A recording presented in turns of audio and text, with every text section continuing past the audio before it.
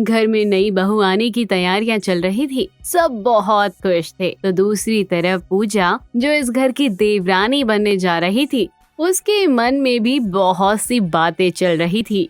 पता नहीं मेरे ससुराल में सब कैसा होगा, लोग कैसे होंगे, घर कैसा होगा। मैं तो यही प्रार्थना करती हूँ कि सब कुछ अच्छा हो। कल मेरी शादी है, कल से मेरा ससुराल ही मेरा घर होगा। लगता है कोई बुला रहा है, जाकर देखती हूँ।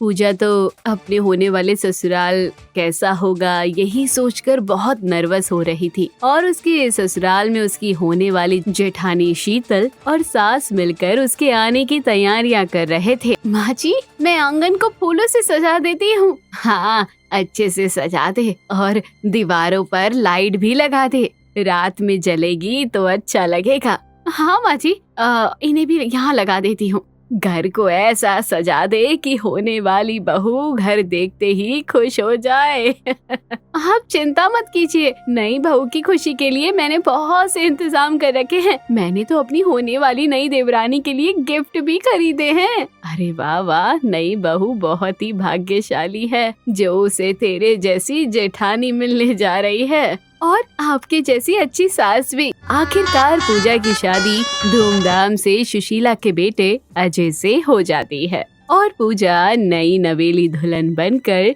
सुशीला के घर पर आती है, जहाँ सभी घर वाले उसका खुशी से स्वागत करते हैं। आओ पूजा आओ, आज से ये तुम्हारा घर है। बताओ कैसा है? दीदी, घर तो बहुत अच्छा है। और इनसे मिलो, ये हैं इस घर के शरारती सदस्य गोलू और चिंटू। ये दोनों मेरे ही बच्चे हैं। ये दोनों बहुत ही प्यारे हैं, बहुत ही प्यारे बच्चे हैं। हाँ हाँ, शुरुआत में तो सबको बच्चे प्यारे लगते हैं, मगर जब तुम इन लोगों के साथ रहोगी और इनकी शरारतें देखोगी तब जानोगी इन्हें। हाँ हाँ हाँ दीदी, अच्छा दीदी। हाँ, और इनसे मिलो, ये है तुम्हारी सास, और जो इस घर में तुम्हें माँ की कमी नहीं होने देगी।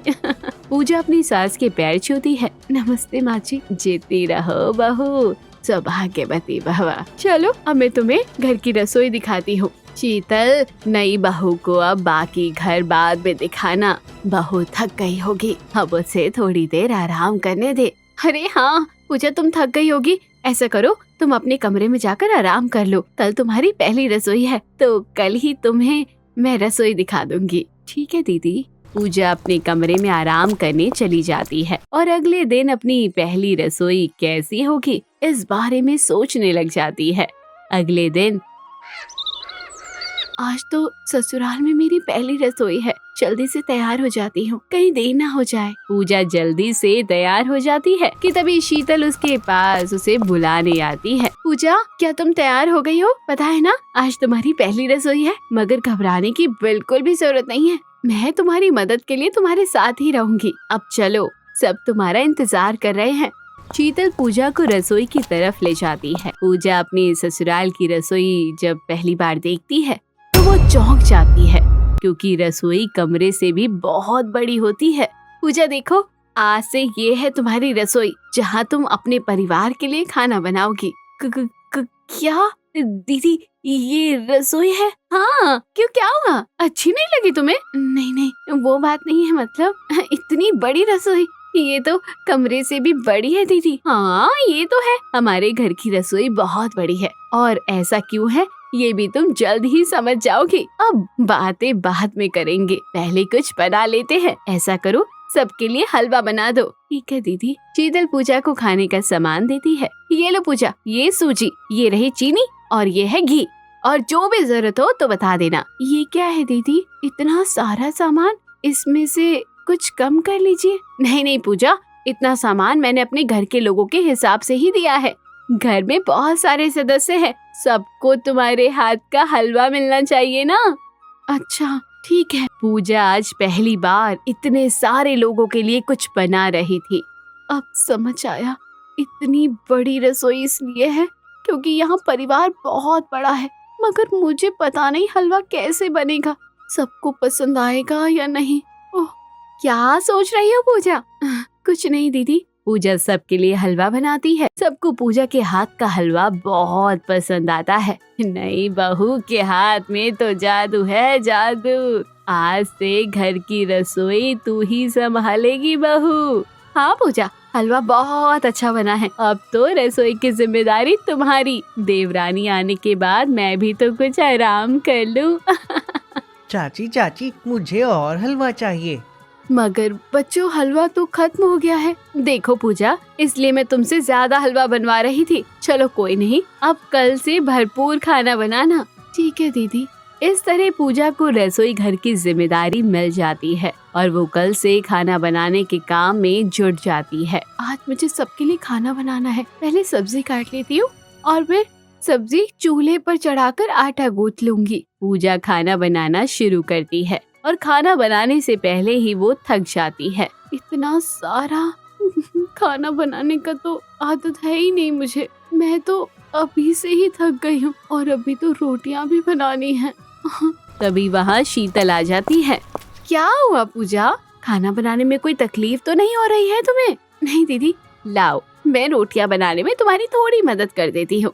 इसके बाद शीतल पूजा की मदद करती है। और कितनी देर लगेगी दीदी? इतनी रोटियां तो बन गई हैं। अरे ये तो चुटकियों में खत्म हो जाएंगी। तुम नहीं जानती, घर के सदस्यों की डाइट। यहाँ 2-2 रोटियों से काम नहीं चलता। सब लोग कम से कम 8-8 रोटियां खाते हैं, इसलिए ज्यादा राशन की भी जरूरत होती है। और यही वजह है कि हमारे घर की रसोई कमरे से भी बड़ी है। यहाँ सारा सामान आ जाता है। क्या? और नहीं तो क्या। पूजा और शीतल आपस में बात ही कर रहे होते हैं कि तभी वहाँ गोलू और चिंटू भी आ जाते हैं। मम्मी मम्मी, भूख लगी है। मम्मी खाना चाहिए। पूजा, बच्चों के लिए खाना लगा दो और फिर बाद में सबके लिए लगा देना। ठीक है दीदी। जाओ बच्चों, बाहर बैठो, तुम्हारी चाची तुम्हारे लिए खाना लेकर आ रही है। Okay mummy. पूजा सबके लिए खाना लगाती है। सब लोग खाना खाते हैं और बाद में बची रसोई के काम को देखकर पूजा का सिर चकरा जाता है। यहाँ तो सारा सामान इधर उधर फैला हुआ है और बर्तन भी इतने सारे हैं और रसोई इतनी बड़ी है। इसकी सफाई करते करते तो पूरी रात यहीं बीत जाएगी। पूजा जैसे तैसे रसोई का सारा काम निपटाती है और सोने चली जाती है। अगले दिन, अरे आज अलार्म नहीं बजा। घर में सब लोग क्या सोच रहे होंगे?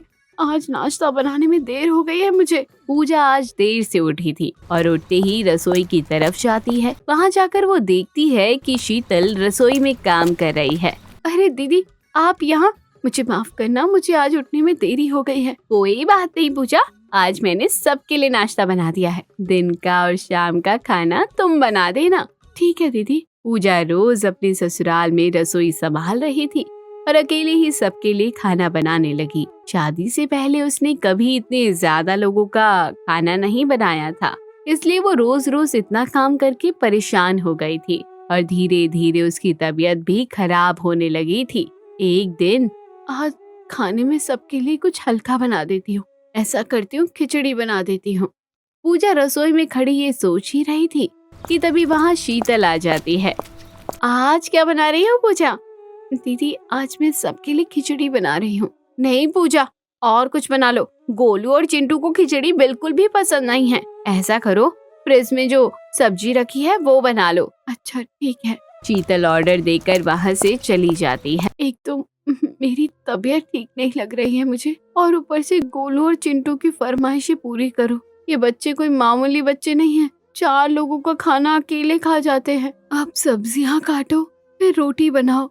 मैंने शादी क्यों कर ली? एक दिन ज्यादा काम करने से पूजा की हालत खराब हो जाती है। पूजा का इलाज करने घर पर डॉक्टर आते हैं और डॉक्टर पूजा के बीमार पड़ जाने का कारण ज्यादा काम और टेंशन बताते हैं। माँ जी, पूजा की इस हालत के जिम्मेदार और कोई नहीं बल्कि हम ही लोग हैं। उसके घर में आते ही हमने उसे इतनी बड़ी रसोई संभालने को दे दी। तू सही कह रही है बहू, इतनी बड़ी जिम्मेदारी हमें उस पर नहीं सौंपनी चाहिए थी। मैं भी देवरानी के आते ही बेफिक्र हो गई थी, लेकिन अब मैं ऐसा नहीं करूंगी। अब से रसोई का सारा काम दोबारा मैं ही संभाल लूंगी। सारा बोझ तुझ पर आ जाएगा, ये भी तो सही नहीं रहेगा ना बहू। तभी पूजा भी बोल पड़ती है, दीदी की मदद के लिए मैं हूँ ना, ज्यादा ना सही, थोड़ा काम तो मैं भी कर सकती हूँ। आखिर रसोई भी तो इतनी बड़ी है, कोई अकेले कैसे संभाल सकता है। वैसे ये बात तो तुमने सही कही पूजा, कमरे से बड़ी रसोई संभालने के लिए 2 लोग तो चाहिए होंगे। लेकिन पहले तुम पूरी तरह से ठीक हो जाओ, उसके बाद ही तुम रसोई में कदम रखोगी, ठीक है ना? हाँ पूजा, बड़ी बहू सही कह रही है, अभी तो आराम कर। ठीक है माँ जी। इस दिन के बाद देवरानी जेठानी दोनों मिलकर रसोई संभालती है और खुशी खुशी साथ मिलकर रहती है और कहानी भी खत्म हो जाती है।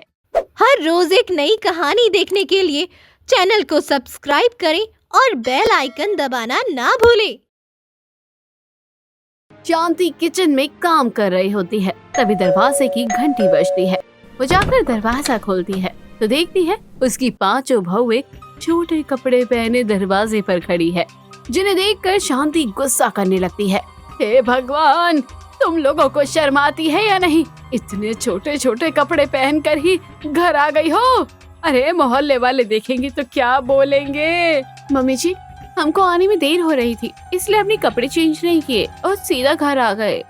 हमें लगा हमें देर हो जाएगी तो आप गुस्सा करेंगी, इसलिए हम जल्दी जल्दी ऐसे ही कपड़ों में वापस आ गए। ठीक है, अब जल्दी से अंदर जाओ, वरना कोई देख लेगा तो बातें बनाने लगेगा। सास जल्दी से अपनी बहू को घर के अंदर ले लेती है और उन्हें डांटना शुरू कर देती है। मैं तो परेशान हो गई हूँ तुम लोगों से। तुम लोगों की इस मॉडलिंग के चक्कर में मैं तो अपनी इज्जत ही गवा बैठूंगी किसी दिन। ऐसा कुछ भी नहीं होगा मम्मी जी, और हम मॉडलिंग और फोटोशूट करने ही तो जाती हैं, कोई गलत काम करने थोड़ा ना चाहती हैं जो आपकी इज्जत खराब हो जाएगी। हाँ मम्मी जी, गीत बिल्कुल ठीक बोल रही है, हम अपना काम ही तो करते हैं, इसमें शर्म वाली कौन सी बात है। और ये बात तो अभी सभी जानते हैं कि हम मॉडल हैं, इसमें गलत बात तो कुछ भी नहीं है। अच्छा ठीक है, अब मुझे ज्ञान मत दो, जाओ जाओ जल्दी से कपड़े बदल लो। सभी बहुएं वहाँ से चली जाती हैं और सास मन ही मन खुद से कहती है, पता नहीं मेरी मत ही मारी गई थी जब मैंने ऐसी मॉडल बहू अपने बेटों के लिए ढूंढ ली। अगले दिन सुबह के 10 बज चुके हैं। शांति किचन में चाय बना रही होती है और गुस्से में बड़बड़ा भी रही होती है। ऐसी होती है बहुएं, 10 बजे तक सो रही है और सास को उठकर काम करना पड़ रहा है, किसी में भी संस्कार नहीं है। तभी कृति और खुशी ऊपर से उतर कर किचन में आती है। नीचे मम्मी जी, मैं चाय बना देती हूँ, और नाश्ते में क्या बनाना है बता दीजिए, मैं बना दूंगी। जो बनाना है बना लो। अरे तुम सब अपनी मर्जी के मालिक हो ना, और बाकी की 3 कहाँ है? क्या उन्हें उठाने के लिए अब मुहूर्त निकालना पड़ेगा क्या? वो रात को आने में देर हो गई थी ना मम्मी जी, और हम लोग थक भी गए थे, इसलिए वो अभी उठी है, नहा धोकर नीचे आ जाएंगी। आप बता दीजिए क्या बनाना है, तब तक हम दोनों बना लेते हैं। रात में देर हो गई थी तो क्या मेरे लिए काम करती हो? ये सब यहाँ नहीं चलेगा, तुम्हें जो काम करना है करो, लेकिन घर का काम टाइम से हो जाना चाहिए। 2 पैसे मेरे हाथ में लाकर रख देती हो, इसका मतलब ये नहीं कि अपनी मनमानी करोगी तुम लोग। ठीक है मम्मी जी, आगे से ऐसा नहीं होगा, आप गुस्सा मत कीजिए, आप जाकर बैठिए, मैं आपके लिए अच्छी चाय बना कर लाती हूँ। सास वहाँ से चली जाती है और खुशी और कृति एक दूसरे को देख रही हैं। आज तो मम्मी जी बहुत गुस्से में हैं, आज थोड़ा संभल कर ही रहना होगा। हाँ भाभी, आज तो चुपचाप बस घर का काम करते रहो, वरना गड़बड़ हो जाएगी। दोनों हंसने लगती है। दिन में 5 बहुएं किचन में काम कर रही होती है, तभी उनकी सास आती है। सुनो बहू, अरे बहू, शाम को तुम्हारे मामा ससुर और मामी सास आ रही है, अच्छे से खाने और नाश्ते की तैयारी कर लेना, कोई कमी नहीं रहनी चाहिए मेरे भाई भाभी की खातिरदारी में। ठीक है मम्मी जी, आप चिंता मत कीजिए, हम अच्छे से उनकी खातिरदारी करेंगे। खाने में क्या क्या बनाना है आप बता दीजिए, मैं मार्केट से सामान ले आती हूँ। मम्मी जी, वो कितने बजे तक आएंगे? हम पहले से ही तैयारी करके रख लेते हैं। अभी 2 बज रहे हैं, वो लोग रात को 8 बजे आएंगे, तुम लोग सब तैयारी करके रख लेना। ठीक है मम्मी जी, आप टेंशन फ्री रहिए। हम सब कर लेंगे। उनकी सास वहाँ से चली जाती है और सभी काम में लग जाते हैं। कुछ देर बाद कृति किचन में आती है जहाँ बाकी चारों काम कर रही हैं। उसके चेहरे पर चिंता है। सुनो तुम लोग, एक दिक्कत हो गई है। क्या हुआ भाभी, आप इतनी टेंशन में क्यों हैं? वो मैनेजर का कॉल आया था, एक अर्जेंट फोटो शूट करना है, हमें अभी जाना होगा। अभी जाना होगा? लेकिन ये कैसे पॉसिबल है? भाभी शाम को मेहमान आ रहे हैं, अभी हम कैसे जा सकते हैं? भाभी आपने उसे बताया नहीं कि हम नहीं आ पाएंगे? मैंने मैनेजर को कहा था, लेकिन वो बोल रहा है कि अर्जेंट शूट है। हमने जो एग्रीमेंट साइन किया था उसके हिसाब से हम मना नहीं कर सकते। अगर मना किया तो लाखों का नुकसान होगा और वो हम पर केस भी कर सकता है। ये तो बड़ी परेशानी हो गई भाभी, हम मम्मी जी को कैसे मनाएंगे? एक काम करते हैं, कोई भी 3 लोग चले जाओ और 2 लोग यहाँ रुककर काम कर लो, इससे दोनों परेशानी हल हो जाएगी। नहीं, ऐसा नहीं हो सकता खुशी, क्योंकि ये कंटिन्यू शूट है, पहले हम सबने किया था, इसलिए आगे भी हम सबको ही करना पड़ेगा और हम सबको ही जाना पड़ेगा। हमारे पास सिर्फ 1 घंटा है। आज तो हम बुरे फंस गए और मम्मी जी को क्या बोलेंगे? सभी के चेहरे पर चिंता है। हॉल में सभी लोग खड़े हुए हैं और उनकी सास उन पर गुस्सा कर रही है। ये तुम्हारा कैसा काम है? मुझे समझ नहीं आता। शाम को मेरे भैया भाभी आने वाले हैं और तुम लोगों को जाने की लगी हुई है। जाना हम भी नहीं चाहते मम्मी जी, लेकिन क्या करें? अगर नहीं गए तो हमारे ऊपर कोर्ट केस हो जाएगा और पैसे भी भरने पड़ेंगे, वो अलग।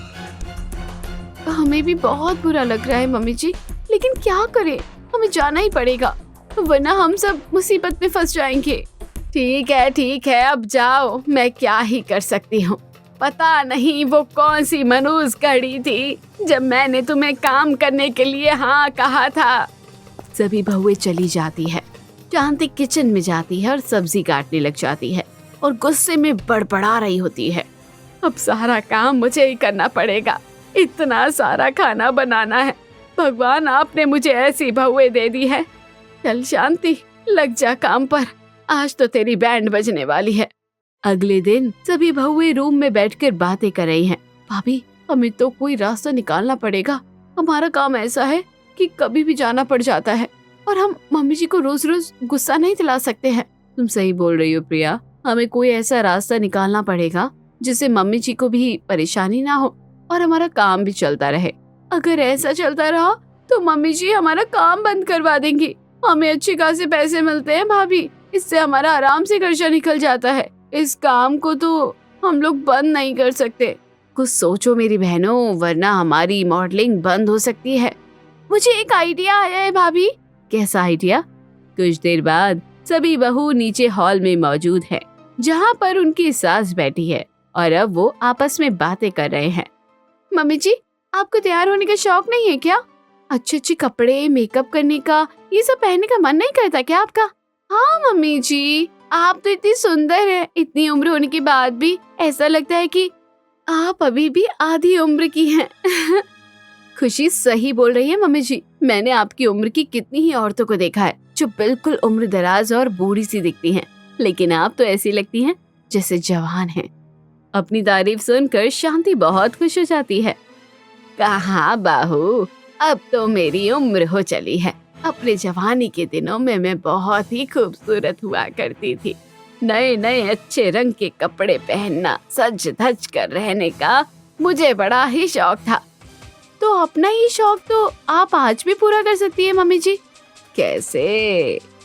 मॉडलिंग करके मम्मी जी। आपको पता है, हम जहाँ फोटोशूट और कैटवॉक करने जाते हैं, वहाँ पर आपकी उम्र की भी औरतें आती हैं और नए नए कपड़े पहनकर मेकअप करके अच्छे फोटोशूट करवाती हैं।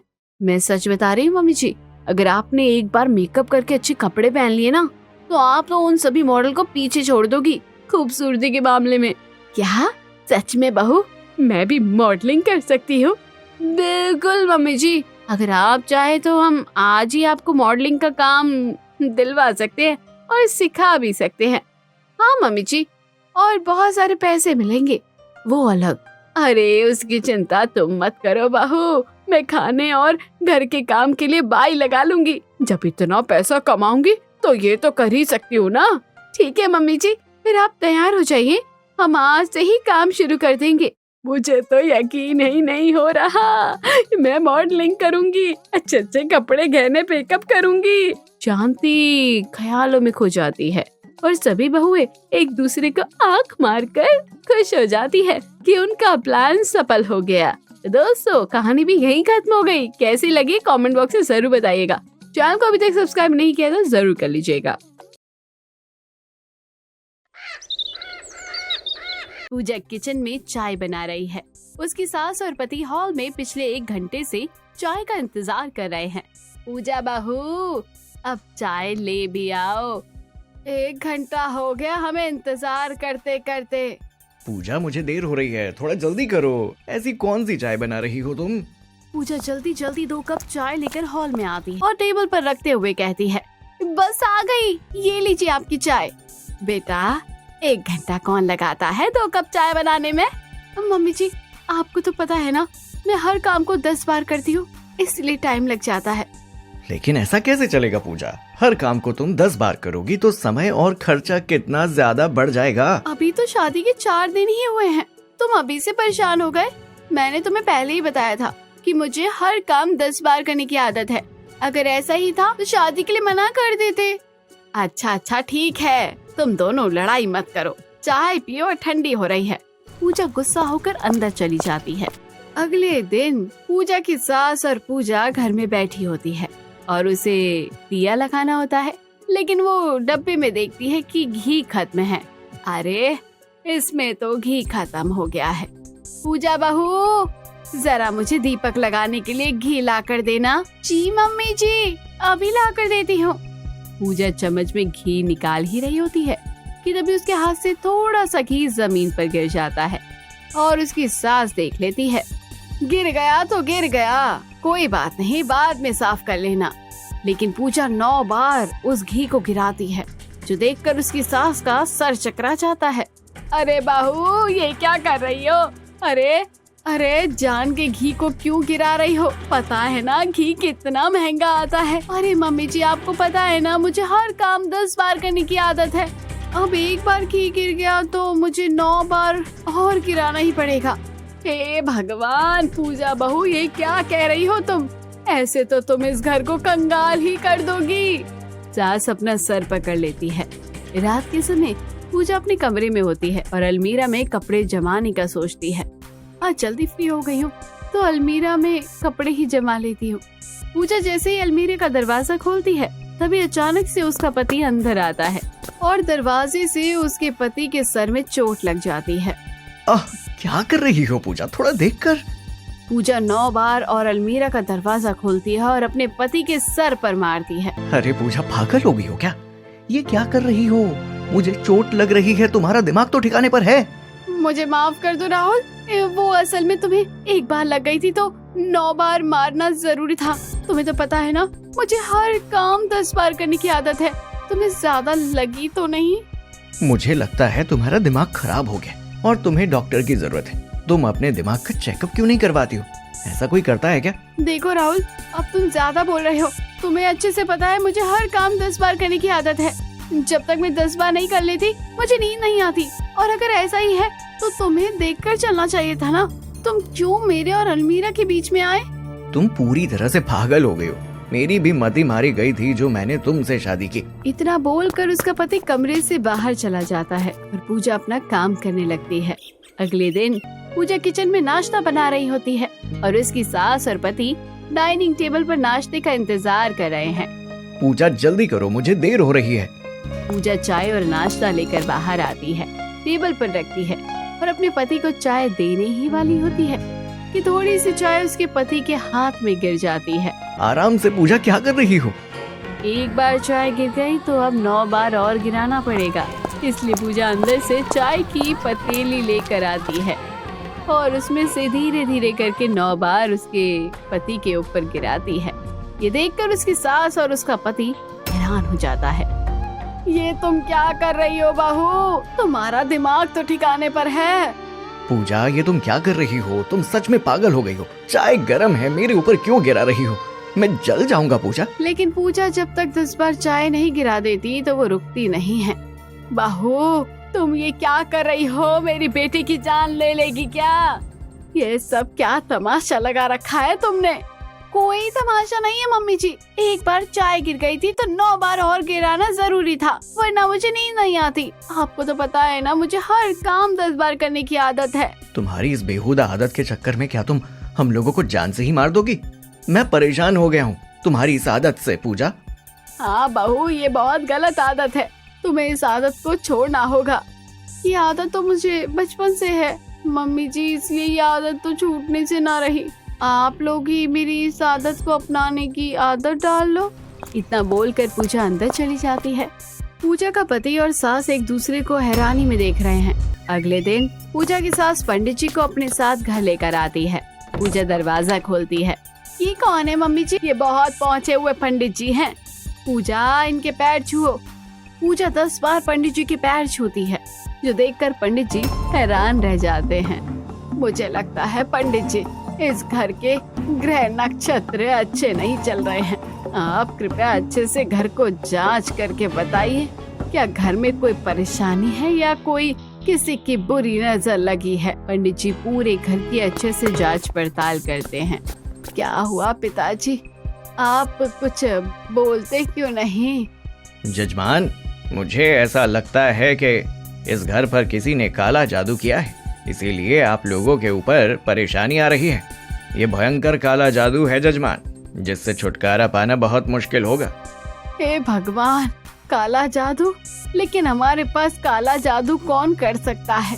पंडित जी, हमारी तो किसी से दुश्मनी भी नहीं है। आज के जमाने में जलने वाले बहुत हैं जजमान। काला जादू कोई भी कर सकता है, शायद किसी पड़ोसी ने किया हो या रिश्तेदार ने। लेकिन अब क्या होगा पंडित जी, इसका कोई उपाय बताइए।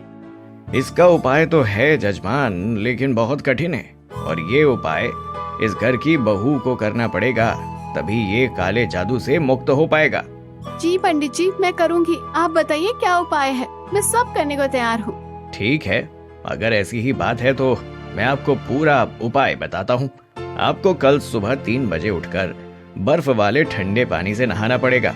उसके बाद आपको पूरा दिन व्रत रखना होगा, ना कुछ खाना है ना पीना है। इसके बाद आपको शाम को सूरज ढलने के बाद गोमूत्र पीना होगा और गाय के बने गोबर से कंडे बनाने होंगे। इसके बाद रात को 12 बजे हम घर में एक गधा लेकर आएंगे। उस गधे की एक लात आपको खानी पड़ेगी, तब जाकर इस घर से काला जादू खत्म होगा। ये उपाय सुनकर पूजा का दिमाग चकरा जाता है और वो हैरान हो जाती है। ये कैसा उपाय बता दिया आपने पंडित जी? इतना सब कुछ मैं अकेले कैसे कर पाऊंगी?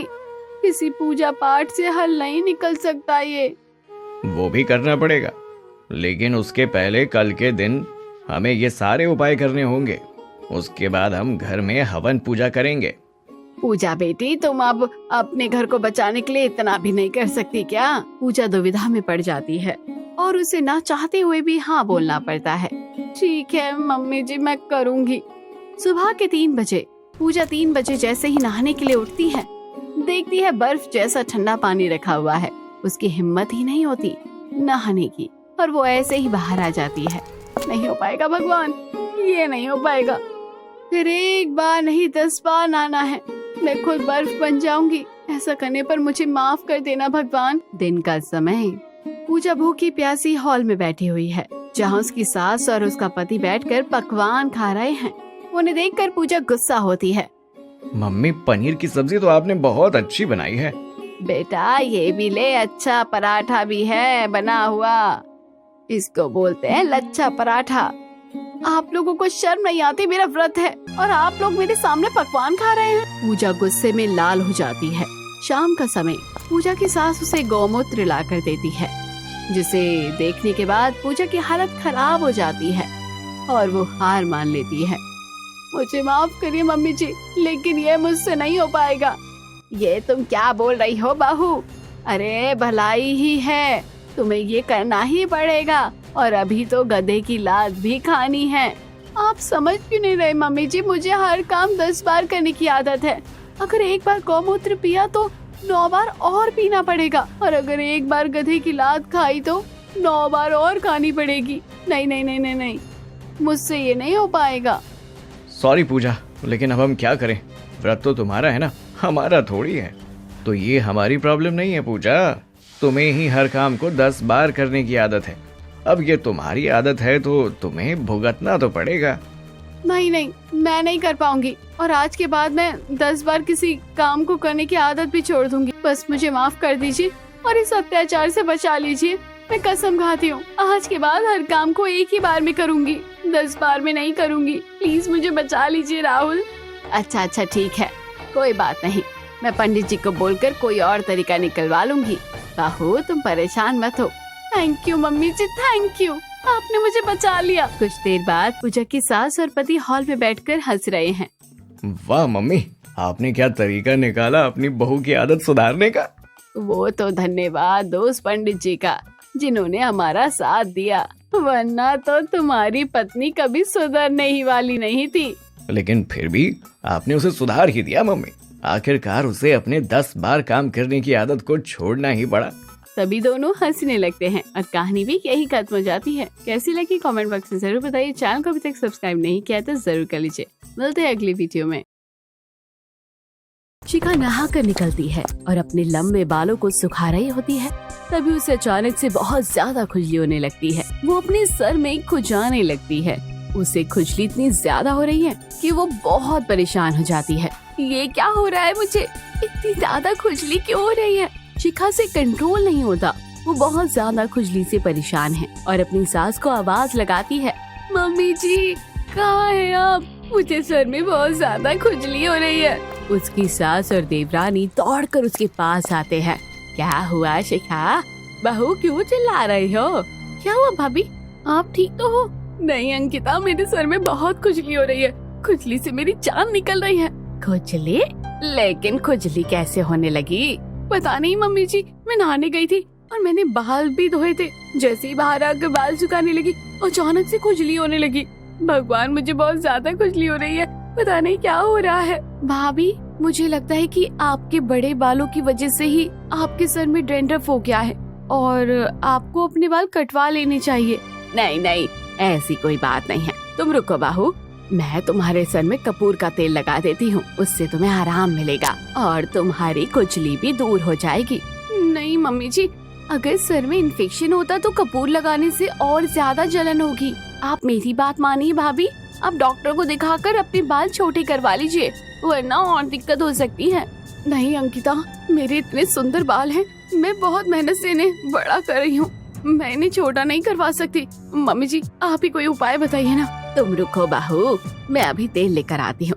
आधे घंटे में तुम्हारी खुजली दूर हो जाएगी। आधे घंटे बाद शिखा को तेल लगाने से बहुत आराम मिलता है और वो अपनी सास से कहती है, आपने सही कहा था मम्मी जी, मुझे तेल लगाने से बहुत आराम मिला है और मेरी खुजली भी दूर हो गई है। Thank you so much mummy ji, आपने मेरे बालों का बलिदान होने से बचा लिया। सास और बहू दोनों हंसने लगती है। अगले दिन शिखा अपनी सास और देवरानी के साथ हॉल में बैठी होती है और उसकी सास शिखा की तारीफ कर रही है। बेटा, कल मैं तुम्हारी बुआ सास के यहाँ गई थी, उनकी बहू तुम्हारे बालों की बहुत तारीफ कर रही थी। कह रही थी कि शिखा भाभी के बाल बहुत अच्छे हैं, ऐसे बाल तो सबको चाहिए होते हैं। अच्छा मम्मी जी, पूछ रही थी कि भाभी क्या लगाती है बालों में। हमें भी बता दीजिए, हमें भी उनके जैसे सुंदर और बड़े घने बाल चाहिए। आपको तो पता है ना मम्मी जी, मैं सिर्फ बालों में तेल लगाती हूँ, उसके अलावा कुछ भी नहीं लगाती। मेरे बाल तो बचपन से ही ऐसे हैं। लेकिन भाभी, मुझे तो नहीं चाहिए ऐसे बाल। मेरे इतने बड़े बाल हो तो मैं संभाल नहीं पाऊंगी, मुझसे नहीं होता ये सब। हाँ बेटा, वो सबका अपना अपना शौक होता है। किसी को बड़े बाल पसंद है, किसी को छोटे। लेकिन ये बात तो माननी पड़ेगी कि शिखा के बाल बहुत अच्छे हैं और जो भी इसे खुले बालों में देखता है तो देखता ही रह जाता है। अरे मम्मी जी, आप भी ना, तुम एक काम करना बेटा, आज रात सोने से पहले अपने बालों की नजर उतार लेना। लोगों की नजर बहुत खराब होती है, अपने बालों को नजर से बचा कर रखो। ठीक है मम्मी जी। शिखा की देवरानी उसे देखकर मुंह बनाती है। अगले दिन शिखा बालकनी में खड़ी अपने बाल बना रही होती है। तभी वहाँ पर उसकी देवरानी आ जाती है और उसके हाथ में एक शैम्पू की बोतल होती है। देखो भाभी, मैं आपके लिए क्या लाई हूँ। क्या लाई हो अंकिता? ये आयुर्वेदिक शैम्पू है। ये मेरी फ्रेंड की कंपनी का शैम्पू है। आयुर्वेदिक है, बहुत अच्छा है। इसका कोई साइड इफेक्ट भी नहीं होता और इससे बाल एकदम सुलझे और सिल्की हो जाते हैं। आप इसे इस्तेमाल करके अपने बाल बहुत बढ़िया कर सकते हो और भी बढ़िया हो जाएंगे। लेकिन अंकिता, तुम्हें तो पता है ना, मैं हमेशा से एक ही शैम्पू इस्तेमाल करती हूँ और मेरे बालों को वही सूट करता है। हाँ भाभी, इसलिए तो बोल रही हूँ, हो सकता है हमेशा से वो शैम्पू इस्तेमाल करते हुए आपके बाल की ग्रोथ रुक गई हो, तो एक बार इसका भी इस्तेमाल करके देख लो। क्या पता आपको फायदा हो जाए और फर्क पता ही चल जाएगा। ठीक है, एक बार ट्राई करके देखते हैं। ओके भाभी, फिर मुझे बताना कि फायदा हुआ या नहीं। ठीक है अंकिता। अगले दिन शिखा नहा कर निकलती है और उसने बाल धोए हैं और वो जैसे ही अपने बालों में कंघी करने लगती है, उसके बाल पूरी तरह से उलझ चुके होते हैं और सुलझते ही नहीं हैं। शिखा बहुत परेशान हो जाती है। तभी उसकी देवरानी वहाँ आती है। क्या हुआ भाभी, आप परेशान लग रही हो? ये देखो अंकिता, तुम्हारे शैम्पू से मेरे बालों का क्या हाल हुआ है।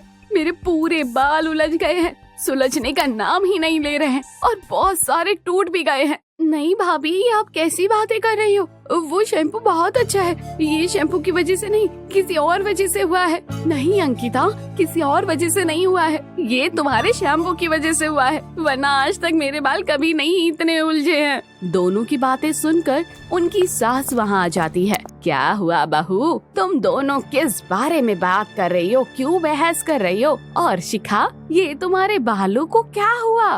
देखिए ना मम्मी जी, कल अंकिता ने मुझे एक आयुर्वेदिक शैम्पू ला कर दिया था। मैंने उसे मना भी किया था कि मैं कोई दूसरा शैम्पू इस्तेमाल नहीं करती, लेकिन ये मानी ही नहीं और इसके कहने पर मैंने शैम्पू लगा लिया। अब मेरे बाल कैसे झाड़ू जैसे हो गए हैं, सब उलझ गए हैं, सुलझ ही नहीं रहे हैं। ओहो शिखा, तुमने किसी और के कहने पर शैम्पू इस्तेमाल क्यों किया, जब तुम्हें पता है कि तुम्हारे बालों पर एक ही शैम्पू सूट होता है? नहीं मम्मी जी, ये मेरी शैम्पू की वजह से नहीं हुआ है। देखिए, मैंने भी तो इस शैम्पू से बाल धोए हैं, मेरे बाल तो एकदम अच्छे हैं। भाभी के बाल किसी और वजह से खराब हुए हैं और ये मुझ पर इल्जाम लगा रही है। मैं इल्जाम लगा रही हूँ? मैं बस बता रही हूँ कि मैंने तुम्हारे शैम्पू से बाल धोए तो मेरे बाल खराब हो गए। अच्छा, ठीक है, अब तुम दोनों लड़ो मत। जिस भी वजह से हुआ है, अब इस प्रॉब्लम का सोल्यूशन निकालने पर ध्यान लगाओ। मेरे पूरे बाल खराब हो गए मम्मी जी, अब ये कैसे ठीक होंगे? तुम रुको बेटा, मैं सरसों का तेल गरम करके लाती हूँ, उसे अच्छे से तुम्हारे बालों में लगा दूंगी। उसके बाद तुम अपने वाले शैम्पू से अपने बाल धो लेना, तुम्हारे बाल सुलझ जाएंगे। ठीक है मम्मी जी। रात में शिखा की देवरानी गुस्से में अपने रूम में इधर उधर घूम रही होती है और अपने आप से बड़बड़ा रही होती है। बाल नहीं हो गए जैसे कि कोई सोना हो गया, ऐसे संभाल के रखती है जैसे हीरे जड़े हो बालों में। और मम्मी जी को भी तो देखो, जब उसके बालों की ही तारीफ करती रहती है। दुनिया में और भी लोग हैं जिनके बहुत बड़े और खूबसूरत बाल हैं, ये अकेली नहीं है, लेकिन फिर भी जिसे देखो वो वही इन्हीं की तारीफ करता रहता है, दिन भर अपने बालों को संवारने में लगी रहती है। मुझे तो बिल्कुल पसंद नहीं है ऐसे बाल, और मुझे तो ऐसे बाल चाहिए भी नहीं। मेरे तो छोटे ही बहुत अच्छे हैं, इसलिए तुम्हारे पीछे मैं क्यों ही नींद अपनी खराब करूं? मैं तो चैन से सोऊंगी आज। इतना बोलकर शिखा की देवरानी अपने बेड पर लेट जाती है। अरे मेरा फोन तो टेबल पर ही रह गया। वो जैसे ही उठती है, देखती है कि तकिया भी उसके साथ बालों पर चिपक कर आ गया है। उसे समझ नहीं आता कि ये क्या हो गया है। वो तकिया हटाती है और अपने सर के पीछे हाथ लगाती है तो देखती है कि उसके सर पर च्युइंग गम चिपक गई है। उसे समझ नहीं आता कि ये क्या हो रहा है और वो जोर जोर से चिल्लाने लगती है, हे भगवान, ये क्या हो गया मेरे बालों को? अरे ये कैसे चिपक गए? भगवान, अब मेरे बालों का क्या होगा? उसकी आवाज सुनकर उसकी सास और जेठानी कमरे में आ जाती हैं। क्या हुआ अंकिता, तुम इतना क्यों चिल्ला रही हो? तुम ठीक तो हो ना अंकिता? क्या हुआ, इतना परेशान क्यों हो? देखिए ना मम्मी जी, मेरे बालों में च्युइंग गम चिपक गई है, पता नहीं कैसे मेरे बालों में लग गई है। अब मेरे बालों का क्या होगा? अब तो मुझे बाल कटवाने ही पड़ेंगे। हे भगवान, ये च्युइंग गम यहाँ कहाँ से आ गई? किसने खाई ये च्युइंग गम और तुम्हारे बालों में कैसे लग गई? पता नहीं मम्मी जी, जैसे ही तकिए पर लेटी मेरे बालों पर चिपक गई, जैसे किसी ने पहले से ही तकियों पर च्युइंग गम चिपका रखी हो। लेकिन ऐसा कौन कर सकता है अंकिता? तकिए पर च्युइंग गम लगाकर कौन रखेगा? शिखा की देवरानी जोर जोर से रोने लगती है। लाओ मुझे दिखाओ, अगर निकलती है तो मैं निकाल देती हूँ। सास बहुत कोशिश करती है लेकिन उसके बालों से च्युइंगम ही नहीं निकलती। ये तो नहीं निकल रही है बहू, मुझे लगता है तुम्हारे सारे बाल कटवाने पड़ेंगे। नहीं मम्मी जी ऐसा मत बोलिए, मैं अपने बाल नहीं कटवा सकती। मैं कैसे अपने बाल कटवा सकती हूँ, कोई तो रास्ता होगा। अब पता चला तुम्हें बेटा, जब किसी और के लिए कुआं खोदते हो और खुद उस कुएं में गिर जाते हो तो कैसा लगता है। अब समझ आया तुम्हें कि बालों की कीमत क्या है। क्या मतलब मम्मी जी, मैं समझी नहीं, आप क्या बोल रही हैं? बेटा ये जो च्युइंगम इसके बालों में लगी है, असल में ये च्युइंगम इसने तुम्हारे लिए रखी थी और तुम्हारे तकिया पर चिपका दी थी ताकि तुम्हारे बालों में च्युइंगम लग जाए और तुम्हें अपने बाल कटवाने पड़े। क्या ये सब क्या बोल रही है मम्मी जी? अंकिता ऐसा नहीं कर सकती।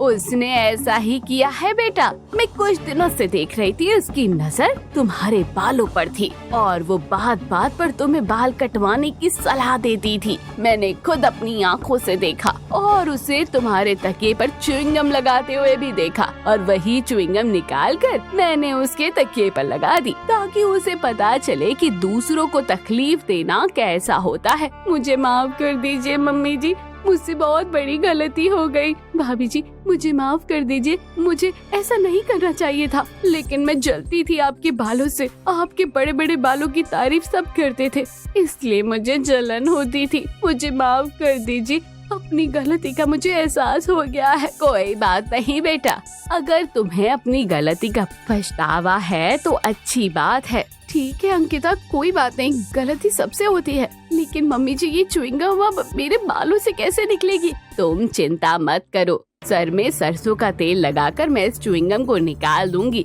और तुम्हें तुम्हारे बाल को भी नहीं कटवाना पड़ेगा। लेकिन आगे से याद रखना, ऐसी गलती मत करना जो तुम पर भारी पड़ जाए।